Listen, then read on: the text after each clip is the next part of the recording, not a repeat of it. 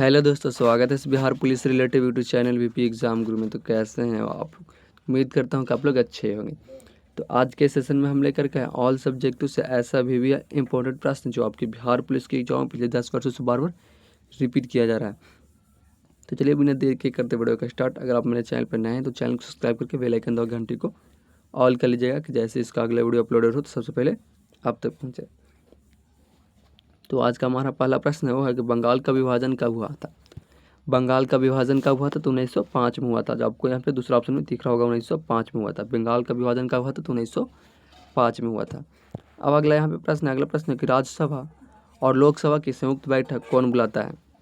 राज्यसभा और लोकसभा की संयुक्त बैठक कौन बुलाता है? तो राष्ट्रपति बुलाते हैं। कौन बुलाते हैं? राष्ट्रपति बुलाते हैं। जो आपको यहाँ पे चौथा ऑप्शन में राष्ट्रपति दिख रहा होगा। अब अगला प्रश्न यहाँ पे कि ग्राम पंचायत के लिए चुनाव लड़ने हेतु न्यूनतम उम्र क्या होनी चाहिए? ग्राम पंचायत के लिए चुनाव लड़ने के लिए न्यूनतम आयु क्या होना चाहिए? तो न्यूनतम कम से कम 21 वर्ष होना अनिवार्य है। यहाँ पे आपको दूसरा ऑप्शन में 21 वर्ष दिख रहा होगा। अब अगला प्रश्न यहाँ पे है कि नेताजी सुभाष चंद्र बोस राष्ट्रीय खेल संस्थान कहाँ स्थित है? नेताजी सुभाष चंद्र बोस राष्ट्रीय खेल स्थान कहाँ स्थित है? तो कहाँ स्थित? तो इसका सही आंसर पटियाला में हो जाएगा। कहाँ हो जाएगा? पटियाला में हो जाएगा। पटियाला में हो जाएगा। आपको यहाँ पे तीसरा ऑप्शन में दिख रहा होगा पटियाला में। अब यहाँ पे अगला प्रश्न है कि जसपाल राणा किस खेल से जुड़े हैं? जसपाल राणा किस खेल से जुड़े हैं? तो जसपाल राणा किस खेल से जुड़े हो जाएंगे दोस्त? तो निशानेबाजी से। निशानेबाजी से। जो आपको यहाँ पे तीसरा ऑप्शन निशानेबाजी दिख रहा होगा। जसपाल नारायण जो है वो किस खेल से जुड़े थे? तो निशानबाजी से जुड़े। तो यहाँ पे आपको तीसरा ऑप्शन में दिख रहा होगा। अब अगला प्रश्न यहाँ पे कि राजा भोज किस राजवंश से संबंधित थे? राजा भोज किस राजवंश से संबंधित थे? तो परंपरा हो जाएगा क्या? परमार हो जाएगा। जो आपके यहाँ पे तीसरा ऑप्शन है परमार दिख रहा होगा। राजा भोज जो है, राजा भोज किस राजवंश से संबंधित थे? तो परमार राज्य से। जो आपको यहाँ पे तीसरा ऑप्शन में दिख रहा होगा। अब यहाँ पे अगला प्रश्न है कि दिल्ली के लाल किले में स्थित मोती मस्जिद किसने बनवाई थी? दिल्ली के लाल किले में स्थित मोती मस्जिद किसने बनवाई थी? तो इसका सही आंसर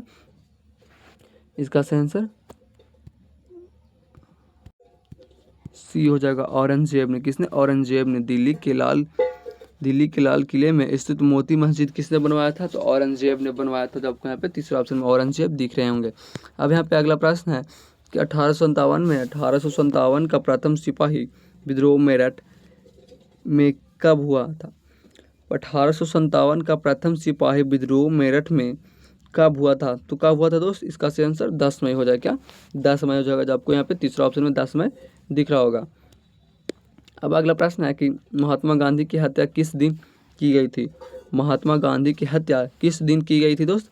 इसका सही आंसर 30 जनवरी 1948 हो जाएगा। 30 जनवरी 1948 हो जाएगा। जब आपको यहाँ पे तीसरा ऑप्शन में 30 जनवरी 1948 दिख रहा होगा। अब यहाँ पे अगला प्रश्न है कि भारत के किस पड़ोसी देश ने राजतंत्र की समाप्ति हुई थी? भारत के किस पड़ोसी देश में राजतंत्र की समाप्ति हुई थी? तो नेपाल में हो जाएगा। जो आपको यहाँ पे दूसरा ऑप्शन में नेपाल दिख रहा होगा। अब अगला प्रश्न यहाँ पे है कि राज्यसभा के सदस्य बनाने के लिए न्यूनतम उम्र कितनी होनी चाहिए? राज्यसभा के सदस्य बनाने के लिए न्यूनतम उम्र कितनी होनी चाहिए? तो न्यूनतम उम्र 30 वर्ष होनी चाहिए। इसमें आप लोग देख सकते हो, जो आपको तीसरा ऑप्शन में दिख रहा होगा। राज्यसभा का सदस्य बनाने के लिए न्यूनतम उम्र कितना होनी चाहिए? तो 30 वर्ष होनी चाहिए। अब यहाँ पे अगला प्रश्न है कि श्वेत क्रांति का संबंध किससे है? श्वेत क्रांति का संबंध किससे है? तो दुग्ध उत्पादन से हो जाएगा। किससे हो जाएगा? दुग्ध उत्पादन से हो जाएगा। जो आपको यहाँ पे दूसरा ऑप्शन में दिख रहा होगा। श्वेत क्रांति का संबंध किससे है? तो दुग्ध उत्पादन से हो जाएगा। जो आपको यहाँ पे दूसरा ऑप्शन में दिख रहा होगा। अब यहाँ पे अगला प्रश्न है कि सतलज, चिनाब और रावी किस नदी के सहायक नदियाँ हैं? सतलज, चिनाब और रावी नदी जो है वो किस नदी के सहायक नदियाँ हैं? तो इसका सही आंसर 13 का सही आंसर डी हो जाएगा, सिंधु। सतलज, चिनाब और रावी किस नदी के सहायक नदियाँ हैं? तो सिंधु नदी के। जो यहाँ पे आपको चौथा ऑप्शन में दिख रहा होगा, सिंधु नदी। अब अगला प्रश्न है कि द ग्रेट खली का असली नाम क्या है? द ग्रेट खली का असली नाम क्या है? तो द ग्रेट खली का असली नाम क्या हो जाएगा?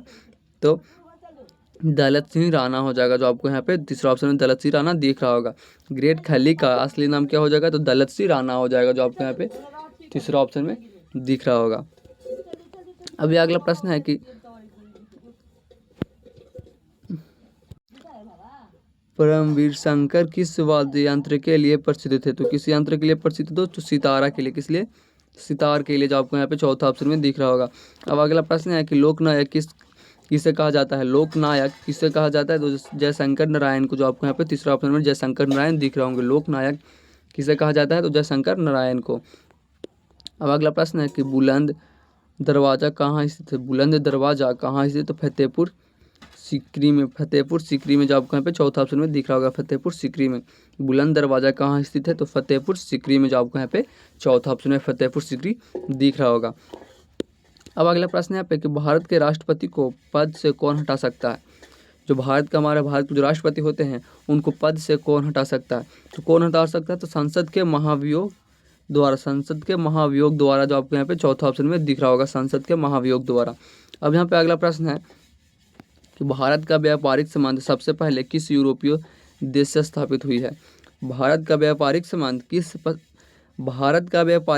सबसे पहले किस यूरोपीय देश से स्थापित हुई है?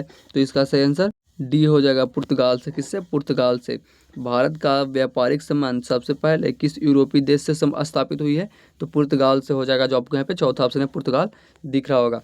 अब यहाँ पे अगला प्रश्न है कि वेलिंगटन कप का संबंध किस खेल से है? वेलिंगटन कप का जो संबंध है वो किस खेल से है? तो हॉकी से हो जाएगा, जो आपको यहाँ पे दूसरा ऑप्शन में हॉकी दिख रहा होगा। अब यहाँ पे अगला प्रश्न है पृथ्वी का एकमात्र प्राकृतिक उपग्रह कौन है? पृथ्वी का एकमात्र प्राकृतिक उपग्रह कौन है? तो चंद्रमा हो जाएगा, जो आपको यहाँ पे दूसरा ऑप्शन में दिख रहा होगा। अगर आपने अब तक मेरे चैनल को सब्सक्राइब नहीं किया तो प्लीज़ चैनल को सब्सक्राइब करें, चैनल से जुड़ जाइए। जैसे ही अगला वीडियो अपलोड हो तो आप लोग इसका देख सकते हैं। मेरे यूट्यूब चैनल पर Bihar police related video upload होते रहते हैं। अब है कि जातक किनवा पवित्र ग्रंथ है? जातक किनका पवित्र ग्रंथ है? जातक जो है वो किनका प्रति ग्रंथ है? तो बौद्ध का हो जाएगा, जो आपको यहाँ पे तीसरा ऑप्शन है बौद्ध दिख रहा होगा। अब अगला प्रश्न है सुएज नहर भूमध्य सागर को किसके साथ जोड़ता है? सुएज नहरें जो हैं वो भूमध्य सागर को किसके साथ जोड़ता है? तो लाल सागर के साथ। किसके साथ? लाल सागर के साथ, जो आपको यहाँ पे तीसरा ऑप्शन में लाल सागर दिख रहा होगा। अब यहाँ पे अगला प्रश्न है कि भगवान बुद्ध ने अपने पहले धर्मोपदेश कहाँ दिए थे? भगवान बुद्ध ने अपने पहले धर्म उपदेश कहाँ दिए थे? तो सारनाथ में दिए थे। कहाँ दिए थे? सारनाथ में दिए थे। आपको यहाँ पे तीसरा ऑप्शन में सारनाथ दिख रहा होगा। अब है कि अनुच्छेद 370 का संबंध किस राज्य के विशेष प्रावधान से है या था? अनुच्छेद 370 जो है उसका संबंध किस राज्य से विशेष प्रावधान से है या था? तो इसका सही आंसर जम्मू कश्मीर हो जाएगा, जो आपको यहाँ पे तीसरा ऑप्शन में जम्मू कश्मीर दिख रहा है। अब यहाँ पे इसका अगला प्रश्न है कि राजनामा किसका फारसी अनुवाद था? राजनामा किसका फारसी अनुवाद था? तो इसका सही आंसर सी हो जाएगा, महाभारत का। किसका? महाभारत का। राजनामा किसका फारसी अनुवाद था? तो महाभारत का हो जाएगा, जो आपको यहाँ पे तीसरा ऑप्शन है महाभारत दिख रहा होगा। अब यहाँ पे अगला प्रश्न है कि वह मुगल सम्राट जिसका 2 बार अभिषेक हुआ कौन था? वह मुगल सम्राट जिसका 2 बार अभिषेक हुआ है वो कौन था? तो कौन हो जाएगा? तो औरंगजेब हो जाएगा, जो आपको यहाँ पे तीसरा ऑप्शन में औरंगजेब दिख रहे होंगे। अब यहाँ पे अगला प्रश्न है कि अंग्रेजों को सुनहरा फरमान कब प्रदान किया गया? अंग्रेजों को सुनहरा फरमान कब प्रदान किया गया था? अंग्रेजों को सुनहरा फरमान कब प्रदान किया गया था दोस्त? तो 1632 में किया गया था, जो आपको यहाँ पे दूसरा ऑप्शन में 1632 दिख रहा होगा, 1632 में। अब अगला प्रश्न है कि पुर्तगालियों ने गोवा पर अधिकार कब दिया? पुर्तगालियों ने गोवा पर अधिकार कब किया था? पुर्तगालियों ने गोवा पर अधिकार कब थे? तो 1510 में किया था, 1510 में किया था, जो आपको यहाँ पे दूसरा ऑप्शन है 1510 दिख रहा होगा दोस्त। अगर आपने अब तक मेरे चैनल को सब्सक्राइब नहीं किया तो प्लीज़ चैनल को सब्सक्राइब करके चैनल से जुड़ जाइए। अब यहाँ पे कि रेशम किसकी उत्पन्न होती है? रेशम किससे उत्पन्न होती है? तो रेशम किससे उत्पन्न होती है दोस्त? तो रेशम के कीड़े के व्यूपा से। रेशम के कीड़े के व्यूपा से, जो आपको यहाँ पे दूसरा ऑप्शन में दिख रहा होगा। अब है कि कौन से पर्सनल कंप्यूटर के कुंजी पटल की कुंजी परंपरागत टाइपराइटरों में उपलब्ध नहीं है? तो कौन सा हो जाएगा दोस्त? तो इसका सही आंसर सी हो जाएगा, एंटर, जो आपको यहाँ पे तीसरा ऑप्शन में दिख रहा है। अब यहाँ पे है कि किस रक्त वर्ग के व्यक्ति सर्वदाता कहलाता है। मतलब ऐसा कौन सा रक्त के मतलब व्यक्ति होता है जो सर्वदाता कहलाता है, मतलब वो सबको रक्त दे सकता है। इसका सही आंसर डी हो जाएगा, ओ पॉजिटिव। क्या ओ पॉजिटिव के जो लोग होते हैं उस रक्त को मतलब अधिकतर लोगों को दे सकते हैं। अब यहाँ पे अगला प्रश्न है कि एड्स का पूर्ण रूप क्या है। एड्स का पूर्ण रूप क्या है। इसका सही आंसर डी हो जाएगा, एक्वायर्ड इम्यूनो डिफिशियंसी सिंड्रोम, जहाँ पे आपको दिख रहा होगा। अब चौथा ऑप्शन में। अब यहाँ पे अगला प्रश्न है कि दूध के फटने का कौन सा एसिड उत्पन्न होता है। दूध के फटने से कौन सा एसिड उत्पन्न होता है। तो लैक्टिक एसिड। कौन सा? लैक्टिक एसिड, जो आपको यहाँ पे तीसरा ऑप्शन में दिख रहा होगा, लैक्टिक एसिड। अब अगला प्रश्न है कि संतरे किसके प्रबल होते हैं। संतरे किसके प्रबल स्रोत होते हैं। संतरे जो है वो किसका प्रबल स्रोत होते हैं। विटामिन सी, जो यहाँ पे आपको तीसरा ऑप्शन विटामिन सी, चौथा ऑप्शन विटामिन सी दिख रहा होगा। संतरे किसके प्रबल स्रोत होते हैं, तो विटामिन सी के, जो आपको यहाँ पे चौथा ऑप्शन में दिख रहा होगा। अब अगला प्रश्न यहाँ पे है कि पालक के पत्ते किसके प्रबल स्रोत है। पालक के जो पत्ते हैं वो किसके प्रबल स्रोत है, तो आयरन के हो जाएंगे। किसके? आयरन के हो जाएंगे। प्रबल पालक के जो पत्ते होते हैं प्रबल किसके स्रोत होते हैं, तो आयरन के हो जाते हैं। अब यहाँ पे अगला प्रश्न है कि दंत क्षय का कारण क्या होता है। दंत क्षय का कारण क्या होता है, तो दंत क्षय के कारण क्या होता है, बैक्टीरिया जनित संक्रमण। बैक्टीरिया जनित संक्रमण, जो आपको यहाँ पे तीसरा ऑप्शन में दिख रहा होगा, बैक्टीरिया जनित संक्रमण। अब अगला प्रश्न है कि एंटीटॉक्सिन का इंजेक्शन किसके रोकथाम के लिए दिया जाता है। एंटीटॉक्सिन का जो इंजेक्शन हो किसके रोकथाम के लिए दिया जाता है। इसका सही आंसर सी हो जाएगा, बी हो जाएगा, टेटनस। एंटीटॉक्सिन का जो इंजेक्शन है किसको रोकथाम के लिए दिया जाता है, तो टेटनस के लिए दिया जाता है, जो आपको यहाँ पे दूसरा ऑप्शन टेटनस दिख रहा होगा। अब अगला प्रश्न है कि अल्बर्ट आइंस्टीन क्या थे। अल्बर्ट आइंस्टीन क्या थे, तो अल्बर्ट आइंस्टीन क्या थे, तो भौतिक शास्त्री थे। क्या थे? भौतिक शास्त्री थे, जो यहाँ पे आपको तीसरा ऑप्शन में दिख रहा होगा। अब यहाँ पे अगला प्रश्न है कि टेलीफोन का आविष्कार किसने किया था। टेलीफोन का जो आविष्कार है वो किसने किया था, तो ग्राहम बेल ने किया था। किसने किया था? ग्राहम बेल ने किया था, जो आपको यहाँ पे दूसरा ऑप्शन में ग्राहम बेल दिख रहे होंगे। टेटनस का जो आविष्कार हो किसने किया था, तो ग्राहम बेल ने किया था, जो आपको यहाँ पे दूसरा ऑप्शन में ग्राहम बेल दिख रहा होगा। अब इसका अगला प्रश्न है कि भाप के इंजन का आविष्कार किसने किया था। भाप के इंजन का जो आविष्कार है वो किसने किया था, तो जेम्स वाट ने किया था। किसने किया था? जेम्स वाट ने किया था, जो आपको यहाँ पे दूसरा ऑप्शन में जेम्स वाट दिख रहा होगा। अब अगला प्रश्न यहाँ पे है कि PSLV का अर्थ क्या होता है। PSLV का अर्थ क्या होता है, तो पोलर,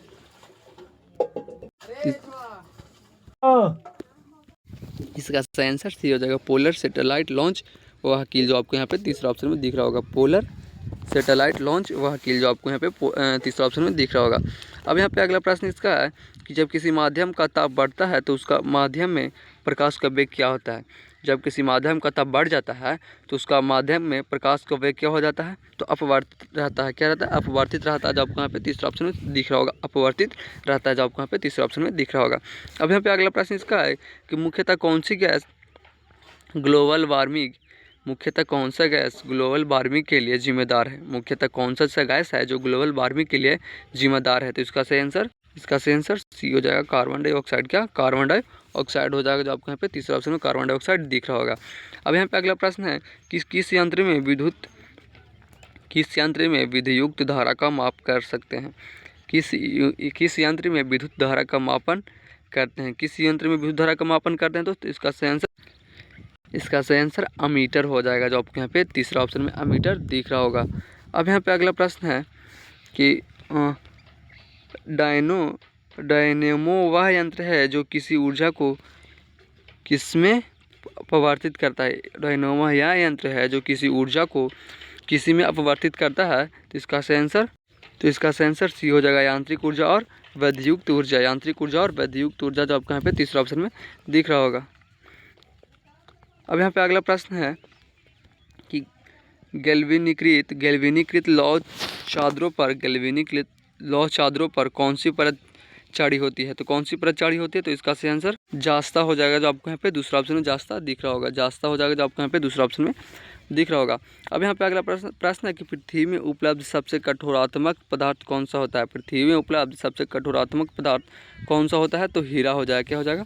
हीरा हो जाएगा, जो आपको यहाँ पे दूसरा ऑप्शन में हीरा दिख रहा होगा। अब यहाँ पे अगला प्रश्न है कि वाशिंग सोडा किसका सामान्य नाम है। वाशिंग सोडा किसका सामान्य नाम है, तो सोडियम कार्बोनेट का किसका हो जाएगा, सोडियम कार्बोनेट का हो जाएगा। जो आपको यहाँ पे चौथा ऑप्शन में सोडियम कार्बोनेट दिख रहा होगा। वाशिंग सोडा जो है वो किसका सामान्य नाम होता है, तो सोडियम कार्बोनेट का हो जाता है, जो आपको यहाँ पे चौथा ऑप्शन में दिख रहा होगा। अब यहाँ पे अगला तो आज के लिए इतना काफ़ी, फिर मिलता है अगले वीडियो के साथ। तब तक के लिए जय हिंद जय भारत। अगर वीडियो अच्छा लगा हो तो लाइक शेयर कमेंट एंड अपने दोस्तों के पास भी शेयर कर दीजिएगा। तो फिर ठीक है, फिर मिलता है अगले वीडियो के साथ।